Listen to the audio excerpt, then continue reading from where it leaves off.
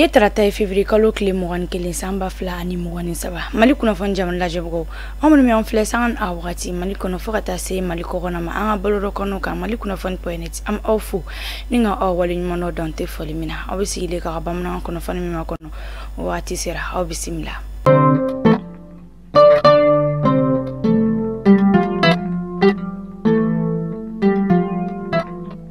kuna fandamla sa bi mi sidawe no ye farafina tilibiyan fan jamano ka jereja kuluba soroko alini rewa onasira ola akunya ngini mitaka nyashi mali lagne fokata se Burkina Faso ma ko obeto se na sibrite menina sidawe re aira ka foku asintira do jamana sabainka lainu ulula chukushila okera Union Africaine aleka laje o senfe Addis Abeba Ethiopia jamana ola aklina jigina sidaw kaninya ngini mitara kanyashi mali lagne fokata se Burkina Faso oma o sabute dore ku ka fanga ulu dafirila solasu ulufe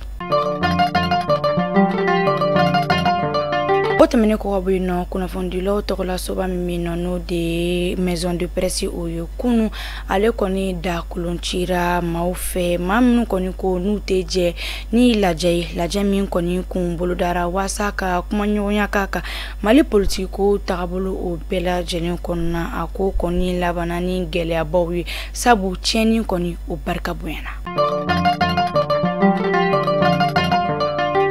Yuruku keleli ferekura sigili singa femme yuruku na fulo mi soro adafe o soro li fokata se bolodi nyoma o ma jien selekinani bela jeli o ma o de la jere yere tako flana kunye o mi talendo kanyashi yuruku ale keleli ma farafina o ye a temi odamne na kuno bamako ni la jien koni akina tara femme office central de lutte contre l'enrichissement illicite ale koni fenori o clé o koni akoni dabora min kama o de wala sa chageda minuka baranya shineno yuruku keleli oma olubese ku fanga faranyonga chuya mina ni la jaren koni akilin tara femi office central de lutte contre l'enrichissement illicite ale kon fenori o clé adabora min kama o de chageda minuka baranya shineno yuruku keleli ma olubese ku fanga faranyonga chuya mina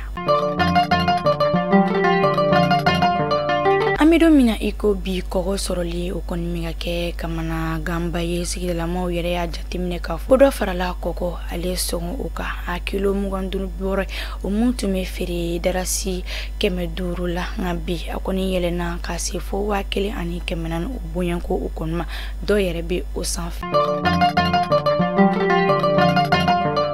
Mali kuna fon TV direction commercial ma obi awla doni amma minu mi nabe fe aka fere fem uludi kala ko don walma aka chage do obi nege jursira o bamba nga igara sanfela ola Mali kuna fon TV la jebgo o kulu kaskere kerani kuna fon damalwani ama foko o kambe jian wakati wore